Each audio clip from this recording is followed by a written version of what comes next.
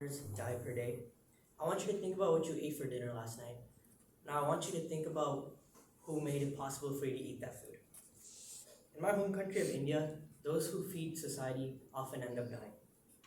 Many of us college students can get food almost in an instant, whether it be through Uber Eats or going to the dining hall.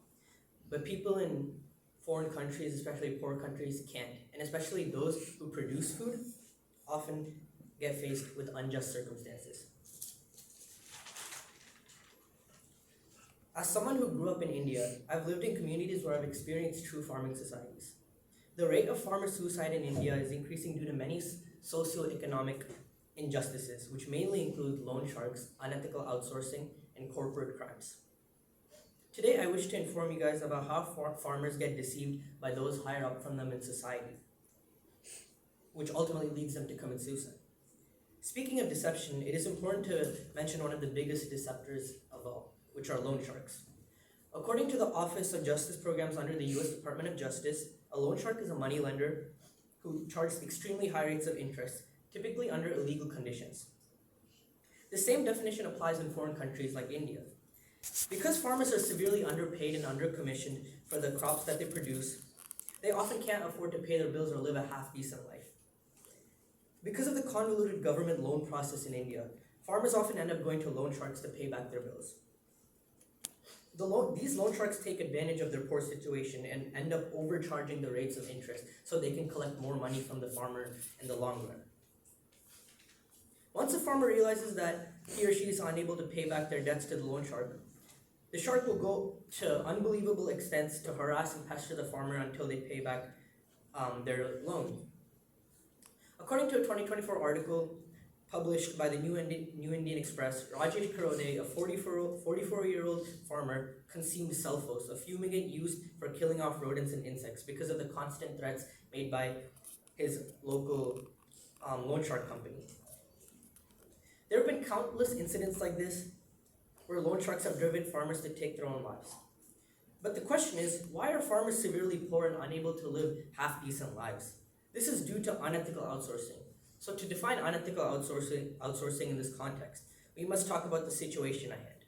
When stores buy food stocks from vendors, they're faced with two choices, either buying it from large laboratories or buying it from a local farmer.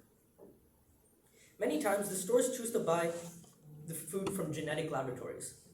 This means that the crops produced by the farmers end up going to waste.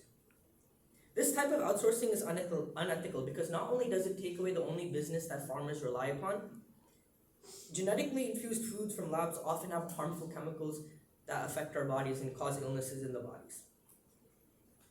In many situations, when a farmer's whole stock is forced to be thrown away and they get no sort of compensation for those crops, they're stripped of their work and money, which again is a driving factor of suicide.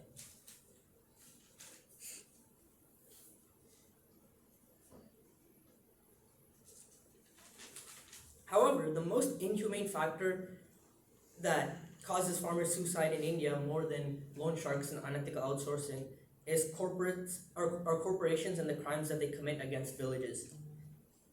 Multi-billion-dollar companies like Coca-Cola and Shell have been known to build their factories on lands that are solely used for agriculture. The water that was meant for farmers end up going to the factories built by these companies. A notable example of this was when a Coca-Cola factory built their building on an Indian village that had a growing water source that the farmers planned to use for agriculture. According to a 2003 article by Paul Brown at The Guardian, Coca-Cola took up to 600,000 liters of water per day in a small village in Kerala, which is the southern state of India. On top of that, the carbon emissions from the factory poisoned many of the villagers, killing them off. To protest this and bring national outrage, 6 farmers ended up committing suicide in that village. When water, the most basic human right, is stolen from people in a village, farmers see that as a valid reason to take their own lives. So to conclude everything I said, the farmers in India, although providing food to the country and society, are often ignored by that same society and taken advantage of. Factors like loan sharks overcharging rates of interest, companies unethically outsourcing their stocks, and corporate crimes all contribute to the rising suicide rates in India. To end off my speech, I want to say one last thing. Next time you eat something, think about the farmer who gave their life for you to eat that. Thank you.